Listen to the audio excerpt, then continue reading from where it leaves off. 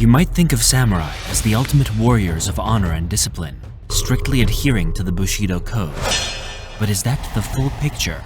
Shogun tosses these stereotypes aside and presents a more nuanced view that might just change how you see these legendary warriors. In this video, we will explore the Shogun TV show and dissect the commonly held beliefs about samurais.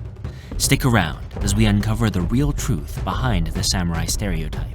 To truly appreciate the Shogun TV show, we first need to step back in time and explore the historical roots of the samurai and the shogun in feudal Japan. The period known as feudal Japan spanned from the 12th to the 19th century, a time when society was strictly hierarchical and warriors held a significant place. At the heart of this warrior class were the samurais.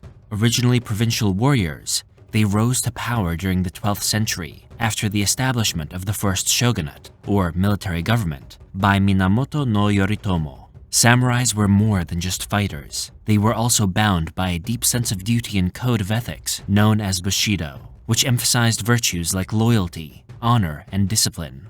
However, it's important to note that the romanticized version of Bushido we often hear about today was largely popularized in the later periods and might not fully reflect the early samurais' realities. The shogun was the military dictator of Japan during this era. Although the emperor remained the country's figurehead, the real power was held by the shogun. This position was not just a military role, but also a political one, overseeing the administration and governance of the country. The shogunate was a hereditary position, often passed down within a family, and at times, it became the center of intense power struggles and conflicts. Feudal Japan was marked by constant internal strife and war, especially during the Sengoku period, a century-long era of war before Japan was unified under Tokugawa Ieyasu in the early 1600s. This period saw numerous samurai clans fighting for control over different regions, and it was during these times that the samurai truly honed their skills in warfare and strategy. The portrayal of samurais and shoguns in popular culture often focuses on their martial prowess and strict adherence to ethical codes, painting a picture of almost superhuman warriors. However, historical records show that samurais were also diplomats, administrators, and even poets.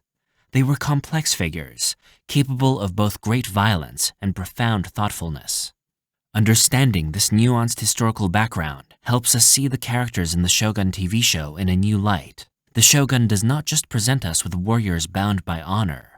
It explores their human aspects, their ambitions, their failures, and their personal lives, offering a more rounded and realistic portrayal of these iconic figures in Japanese history. This depiction challenges the stereotypes and invites viewers to look beyond the surface to understand the real dynamics of feudal Japan. When you think of samurais, what images come to mind? Perhaps you envision a stoic warrior, clad in elaborate armor, wielding a katana with unmatched skill and adhering to an unbreakable code of honor. This image has been widely popularized by movies, TV shows, and video games, but how accurate is it really? For decades, Hollywood and other media have shaped our view of samurais with a set of common stereotypes. The first and most prominent of these is the idea that all samurais were paragons of honor and integrity, always ready to lay down their lives for their lord or for a noble cause. Films like The Last Samurai and numerous samurai anime series reinforce this notion, depicting samurais as almost otherworldly in their discipline and moral standing.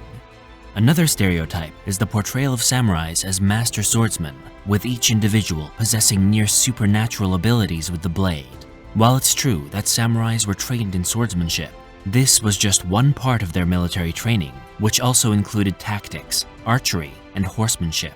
However, in video games like Ghost of Tsushima and movies, we often see samurais who can single-handedly defeat scores of enemies, which exaggerates their combat skills to a level of fantasy.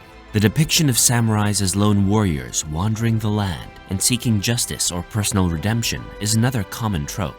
This romantic image of the wandering ronin, a samurai without a master, is a favorite in both Western and Japanese stories. It portrays them as isolated figures, upholding the ideals of Bushido, even in the absence of any societal ties. While there were indeed ronin during the unstable periods of feudal Japan, they were not as glorified and noble as often portrayed. In reality, Many struggled to find work and were viewed as social outcasts.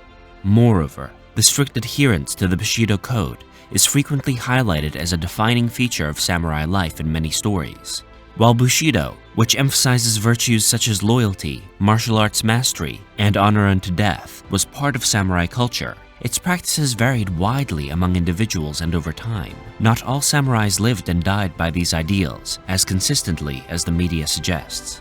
These stereotypes, while they make for compelling storytelling, paint a picture of the samurai that is far removed from the complex and varied realities of their lives. They were not only warriors, but also stewards, bureaucrats, and family members, navigating the diverse challenges of feudal Japan. Recognizing the distinction between these popular portrayals and historical truths opens up a more accurate and richer understanding of the samurai's role in Japanese history. Understanding the roles of samurais and shoguns in Japanese history reveals a clear distinction between these two prominent figures. While both were integral to the military and political landscape of feudal Japan, their roles and responsibilities were quite different. Samurais were the warriors of feudal Japan, serving the nobility, particularly the daimyos, feudal lords, and the shogun. Their primary role was to provide military service in exchange for land or payment. Samurais were not just fighters, they also served as bodyguards and law enforcers within their domain. Their life was governed by the Bushido code, which emphasized virtues like loyalty, martial arts mastery, and personal honor. Over time, the role of the samurai expanded to include administrative duties, influencing the governance and social structure within their regions. In contrast, the shogun was the military dictator of Japan, a position that came with immense political power. The title of shogun was hereditary, typically passed down through families, and it established the bearer as the actual ruler of the country, despite the presence of the emperor. The emperor remained as a figurehead, a symbol of continuity and legitimacy, while the shogun wielded real political and military control. The shogunate, or bakufu, was the government they established, which lasted in various forms from the 12th century until the mid-19th century. The authority of the shogun was extensive. They controlled the allocation of land, managed foreign policy, and maintained order through their network of samurais. Essentially, if the emperor was seen as the spiritual and cultural leader of Japan, the shogun was the executive, holding the reins of power and decision-making. Throughout different periods, such as the Kamakura and Edo periods, the shogun's authority could either stabilize Japan or lead to periods of intense conflict and power struggles within the samurai class. This fundamental difference in roles shaped the dynamics of Japanese feudal society. Samurais were the arms, serving loyally under the daimyos and the shogun, while the shogun was the head, strategizing and governing the country. Each had a distinct place in the hierarchy of feudal Japan, contributing uniquely to its operation and legacy. When we think of shoguns, the image of a strict, powerful military leader comes to mind, often blending into the stoic Japanese stereotype. However, the reality of the shoguns often defies these traditional views in several surprising ways. Firstly, not all shoguns were fierce warriors themselves. While they commanded armies and directed wars, some shoguns were more adept at politics or administration than actual combat. Their strength lay in their ability to strategize, delegate, and govern, rather than wield a sword on the battlefield. Another surprising fact is that some shoguns came from relatively humble origins. For instance, Toyotomi Hideyoshi, one of Japan's great unifiers, started his career as a common foot soldier. His rise to power as a shogun-like figure, Kanpaku, showcases that strategic brilliance and political savvy could propel even a low-born individual into the pinnacle of feudal Japanese society. Furthermore, shoguns often engaged in cultural and intellectual pursuits. They were patrons of the arts and played significant roles in the development of Japanese culture, supporting the construction of temples, the development of Noh theater, and the tea ceremony. These activities were part of their broader strategy to cultivate a refined image that would enhance their authority and legitimacy far beyond mere military might.